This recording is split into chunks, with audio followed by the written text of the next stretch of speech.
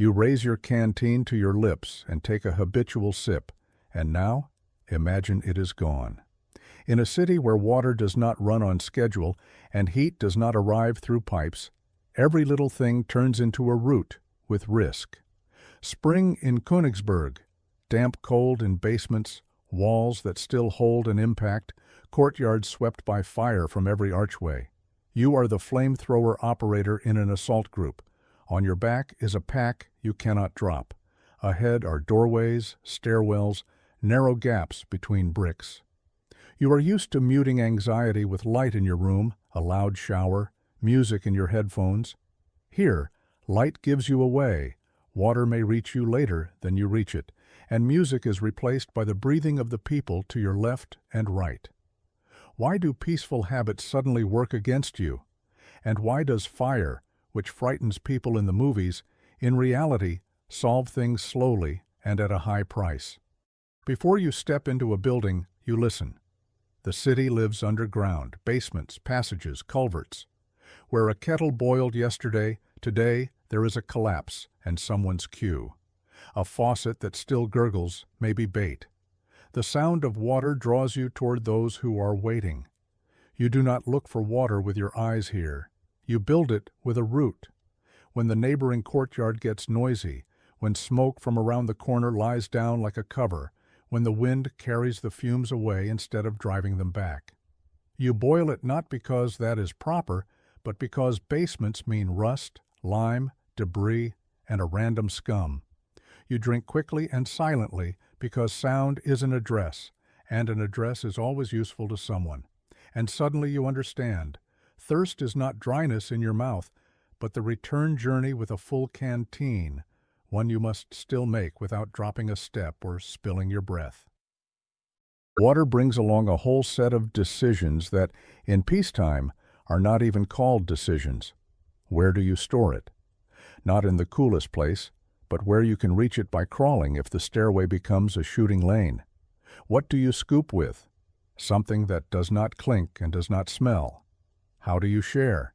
Just enough that no one has to go alone. And one more thing. Do not gulp when the weight on your back begs for relief. The paradox is simple and cruel. The more you drink, the heavier the road becomes, and the lighter your heart feels after a sip, the deeper the straps bite where your skin is already used to their pressure. The habit of stocking up turns into a question of where exactly that stock will not become a target and how it will not be lost by those who are more exhausted than you. Which means next come walls and cold that do not care whether you agree or not. In an ordinary apartment, cold is degrees Celsius in a forecast. Here, cold is a choice. Warm yourself and become visible, or endure the shiver so that the straps do not tap against the tank. Heat gives you away. Crackle, vapor, a soft glow where it does not belong. Windows whose glass has survived remain dark, because any beam becomes an aiming point for other eyes. You sleep dressed because dry fabric is worth more than sleep, and wet fabric carries heat away the way water carries sand from a shore. You dry things a little at a time and by touch, on breath, not on flame, because flame is a signal. Home becomes the angle between two walls where nothing crumbles and there is a view of the landing. You press your back against stone and feel it draw out warmth as if it breathed in reverse. And that, too, is a decision you pay for with attention. You can warm yourself, but by warming yourself, you also warm someone else's attention. Your gear trains you to economize on gestures. Every spare hand is occupied by whatever you could have stowed earlier. Straps do not just hold your back, they set your radius. The hose is not just a part, it is a line that must not be pinched in a tight landing. Metal must not clang against stone, cloth must not snag on nails. You recheck these small things not out of fussiness, but because one small thing accumulates the next. One spark of attention saves a dozen steps for others. Little by little, the habit of thoroughness stops feeling like self-violence. It becomes the freedom to move where chance would otherwise stop you. You fall into a routine that resembles no calendar. An urban assault is not uninterrupted fighting, but a chain of short tasks: muster, dash, clearance, evacuate the wounded, change position. The flamethrower operator goes neither first nor last. He enters when a breach already exists, but the enemy will still holds in corners, niches, basements. His tool is not flame for the shot, but pressure. Into a doorway, one short burst, along a crack, just enough to shove, to drive out the air, to force them back. From a cellar opening, push them deeper, where sappers and submachine gunners are already ready. Where you can see a torch, it is already too late. What truly matters is hidden in the second before the flash, when everyone around is at the absolute limit of attention. You do not brandish flame. You count steps, the distance to the wall, the direction of the draft. The command, now, is not when it is convenient. It is when the man on your left did his now, the man on your right hears yours, and together you all push the same wall. A flamethrower is not about power, it is about measure. Here they value not the force of pressure, but the ability to stop. Fire that overshoots the task creates problems no one planned to solve. Fire that falls short leaves a knot someone will slam into in a few hours. You learn to measure seconds not by the heat inside you, but by the situation, how the smoke behaves, how sound recedes, how the space in front of you tenses. The right dose is not luck. It is the work of memory, of hands, of breath. And if you once liked to do it with a margin, here the margin becomes an extra scar on tomorrow's map. Before dawn, deploy. After, medicine and the air you must learn to live in.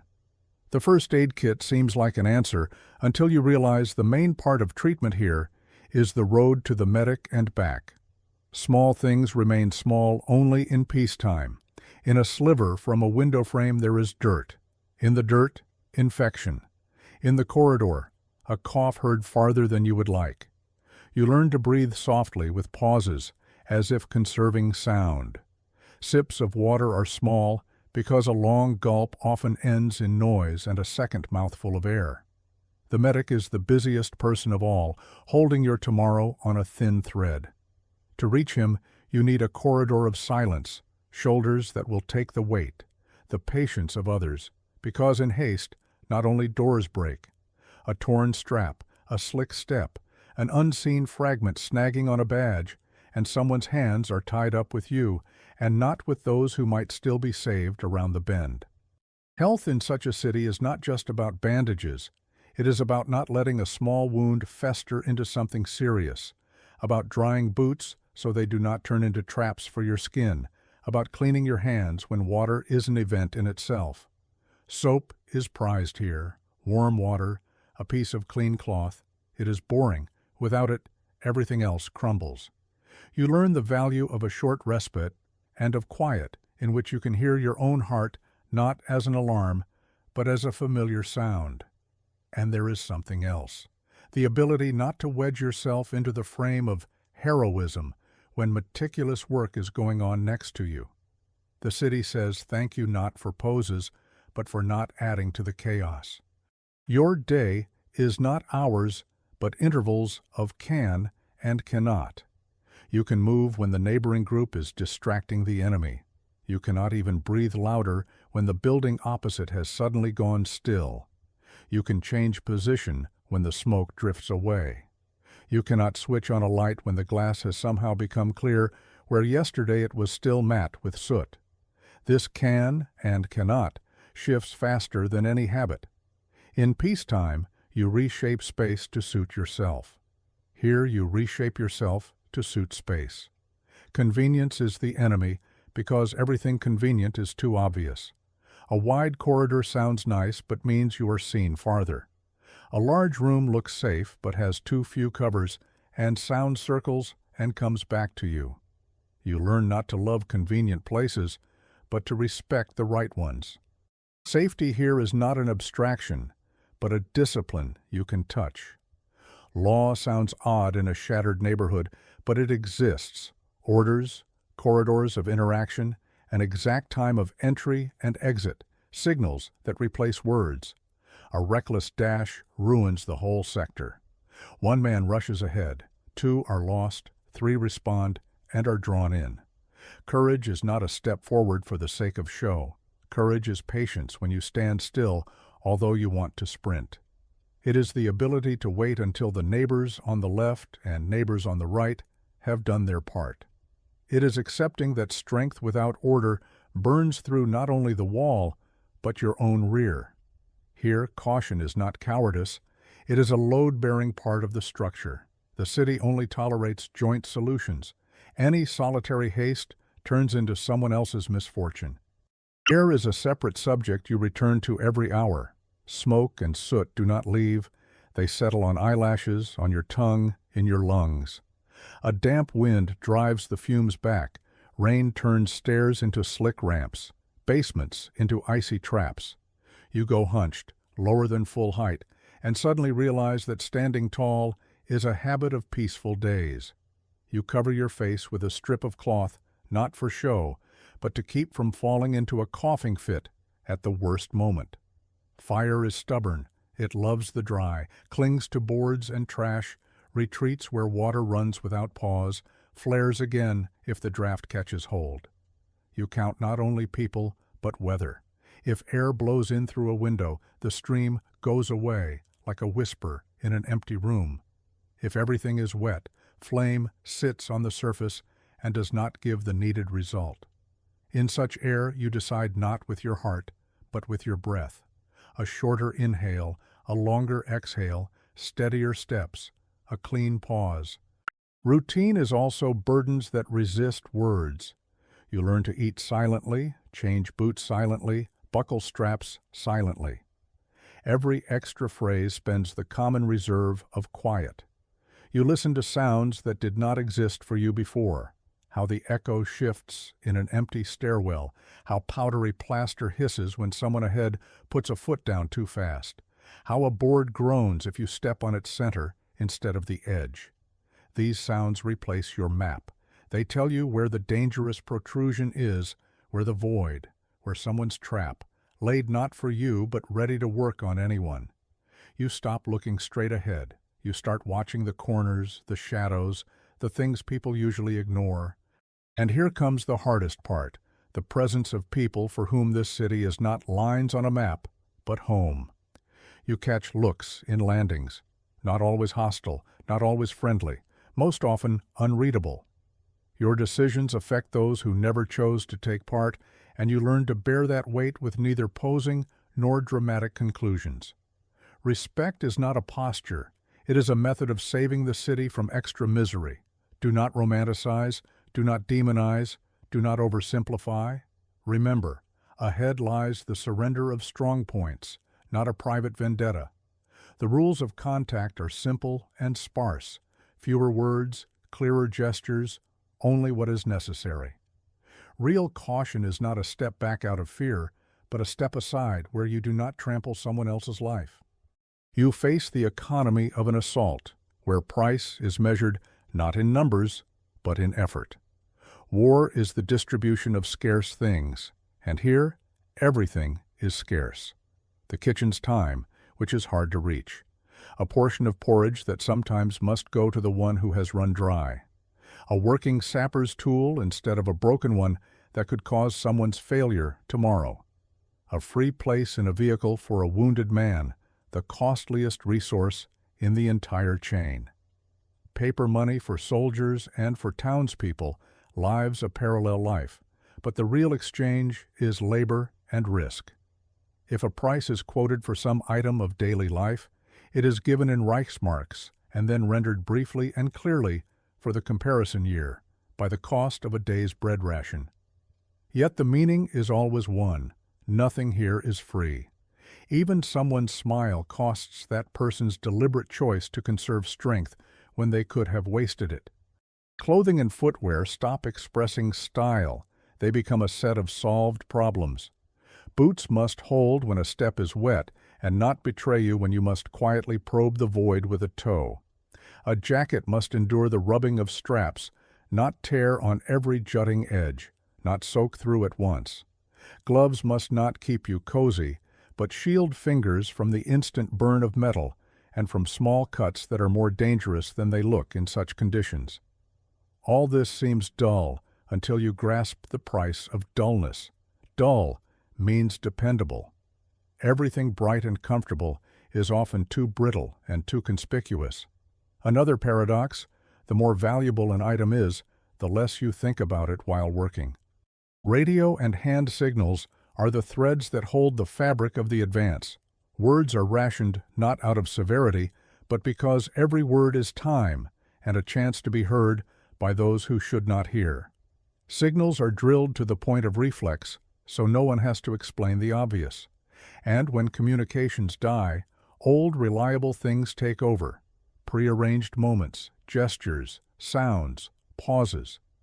You discover you can say a whole sentence just by laying your palm on stone or shifting your foot on a step, and you are understood. That coordination is no secret trick. It is the product of pressure from an environment where everything superfluous disappears without debate.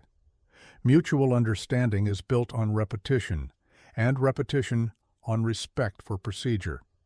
You also notice another side of war, the ordinary. Repairing breaks down no less than firing. Where do you get fasteners if you are in someone else's house? You salvage them where the risk is smallest. How do you fix a strap?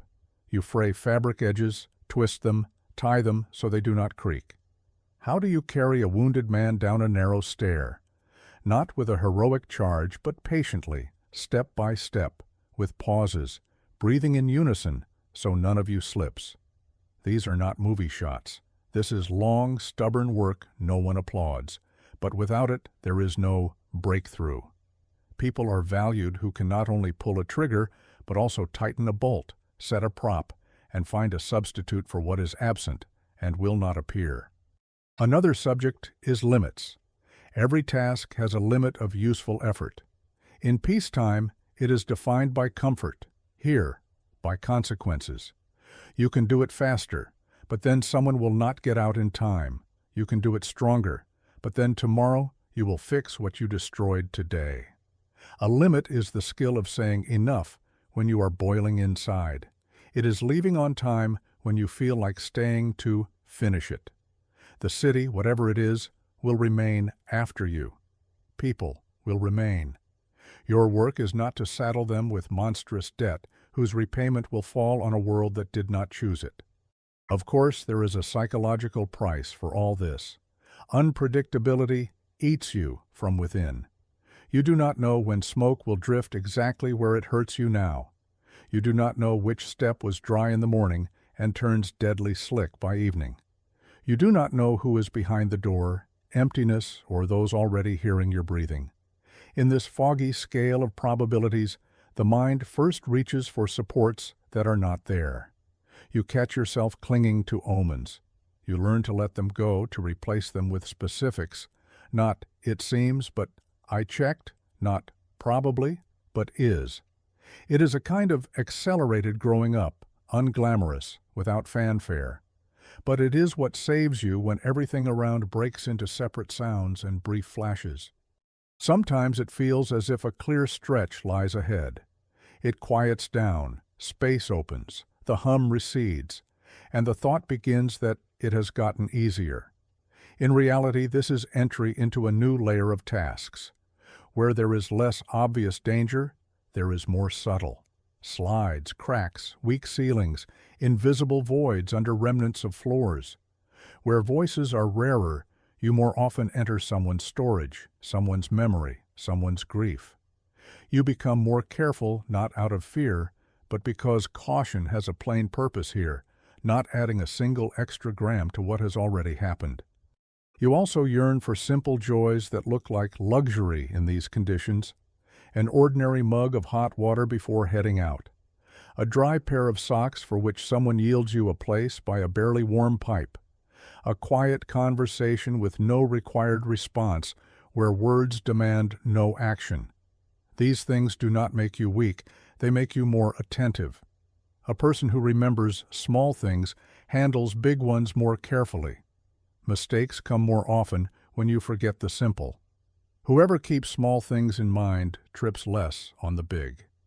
Among objects you ceased noticing in normal life, new talismans appear here.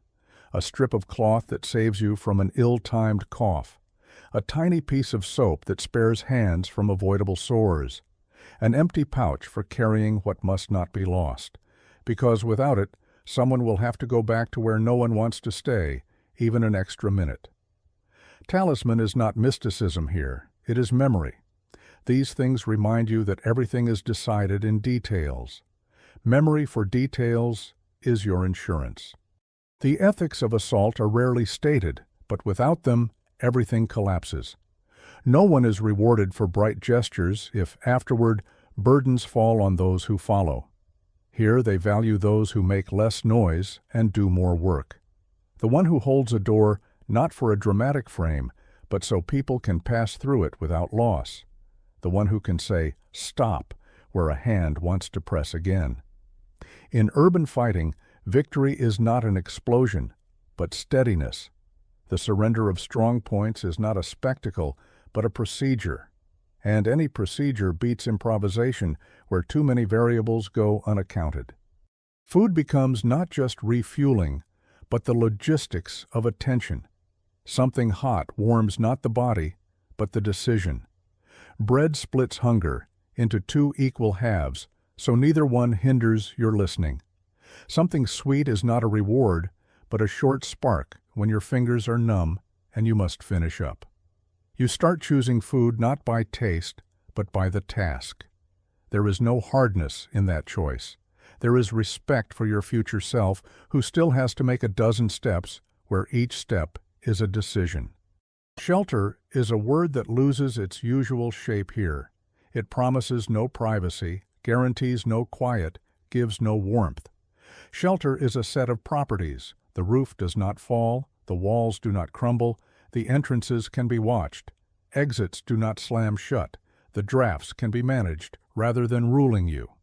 Sometimes such shelter is just a landing between stair flights, where you can sit with your back to a corner, take the tension off your neck, and close your eyes for a minute. Then open them again and check everything in a circle as if nothing changed, although it constantly does. Work seems too soft a word for what takes place, but it is precisely work that holds the system. Clearing rubble is work. Dragging heavy things is work. Signaling silently is work. Matching your step to another's is work. Here, where everyone is overtired, work is not only effort, but respect for someone else's exhaustion. You add nothing extra to anyone if you can help it. In that respect, trust is born, not loud, not declarative, but quiet and reliable. Law here is not papers, but the path of a bullet and the zone of responsibility. May and must not are not from a text, but from the setting. You must not rush where your own people do not expect you. You must not leave a dangerous object where tomorrow the medic and the stretcher will pass. You may take one step back in silence if the person in front of you needs to pass more than you do. You may refrain from arguing when your plan yields to the common win. No one writes these mays and must nots down. They are observed because otherwise the system falls apart, and on its wreckage no one feels at home. Ecology here is not a grand term, but the composition of the air, the damp in the walls, the way dust settles on your lips. Rain is not a pretext to relax, but a factor that changes the grip of your souls, the behavior of smoke, the sound in corridors. Sunlight is not a promise of safety, but a backdrop that makes any shadow conspicuous. Fog is not romance, but a medium in which reference points vanish and false ones appear. You learn to accept the world as a set of variables, each of which must be accounted for. Nothing just happens here. Money and prices feel abstract until you see how everything becomes a barter. Coins and paper are one side. The other is the allocation of time, attention, effort. Whose turn for the kitchen run? Who carries the stretcher today? Who gets a prop placed sooner? And if the talk turns to the prices of the time, there is the familiar formula, Reichsmarks with a brief equivalent for the comparison year, by the cost of a day's bread ration. The real price, though, is the live effort of people now. You do not cite figures out of delicacy, but because figures are weak next to actual stakes. Social limits grow from necessity. Do not chatter, not because you are afraid, but because noise devours the chance to hear what matters. Do not argue over trifles, because the trifles will resolve themselves in the big pattern when the time comes. Share what you can, and do not touch what people hold dear. Do not leave traces where they are not expected. And remember, tomorrow you may depend on those you did not notice today. Mutual courtesy is not decoration, it is insurance. All this fabric is held together by one simple skill, turning off the inner spectacle. You cannot live here for the sake of a shot. You cannot drag the blanket of drama over yourself. Those who win are those who let the world pass through them without destroying them. That does not make a person a stone. It makes the person part of a structure that carries more than anyone alone. If such an approach seems to lack beauty, think of the beauty that appears later, in a peaceful city where water runs as it should and heat arrives when promised. Sometimes memory of home rests on your shoulders, not for sentimentality, but as a bearing. You remember light you can turn on without looking over your shoulder, the noise of a shower that bothers no one, music that does not have to dissolve into whispers. These things are not for tears, they are for precise tuning. You understand what it is worth not snapping over, what it is worth enduring for, what it is worth measuring seconds of flame for. This is not about heroism, but sobriety. A city, even when shattered, remains a system. Everything in it is linked. Water with the root, heat with attention, air with decision, food with restraint, discipline with the fate not only of your own, but of others. And fire here is not a king, but a tradesman. It is needed when no other argument works. It is dangerous when taken for an answer to everything. A good flamethrower operator is the one who knows where fire belongs and where its limit lies, who remembers that after any burning there is air for those who will come later to breathe. And here, hard cut. The rarest quiet suddenly arrives. You stand in a doorway and wonder why fire does not give quick solutions. The answer is simple and awkward. A city is not firewood or cardboard, but a complex system where each wrong step today triggers tomorrow's defeat. Fire is needed as a tool of pressure, not destruction for destruction's sake. Flame is not a finale, but a way to shift a knot so it can be untied, not by shouting, but by procedure, entry, clearance, surrender. Where fire goes beyond measure, a chain of misfortunes begins for which no one is ready and which will be paid for far too long. We began with questions about habits and fire.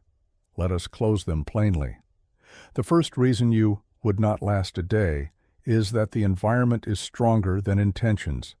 Basements, stairways, damp air, soot, and drafts turn simple actions into stakes.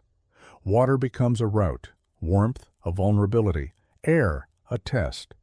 You do not tire in your hands, you tire of a setting that punishes mistakes. The second reason is that order is worth more than force. Those who survive here are not the loudest but the most precise. Routine, discipline, coordination, the ability to stop. Your now must match someone else's now, or someone's tomorrow ends today.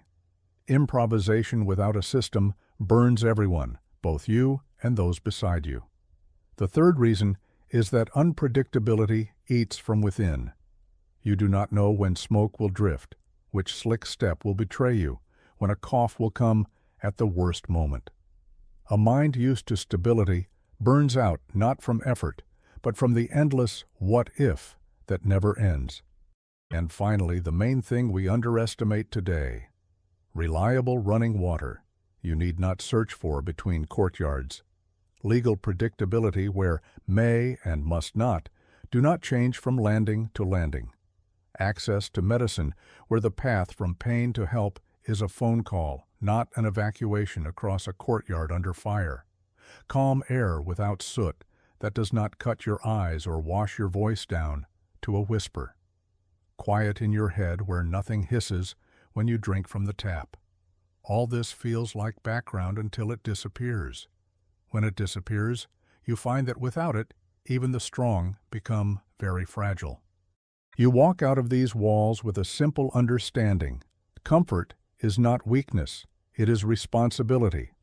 It must be preserved so we do not return to a world where every sip is an operation, every warmth a vulnerability, every breath a decision. And if you ask how much fire was enough here, the answer is this: just enough to let order and people speak. Everything else costs more than it seems. You do not have to last a day to grasp that price. It is enough to admit that the peaceful order we grow used to is not a gift of fate, but the work of many people. Work worth protecting with attention to details, respect for rules, and a refusal of needless bravado. And when you again raise the canteen to your lips, water will return to its natural state, just being water, not a root. That will not be a miracle, but the result of a world where pipes do not tell you who you are and what you must do in a single minute, where warmth does not give you away but helps you sleep, where air does not force you to train your breathing as a survival trick.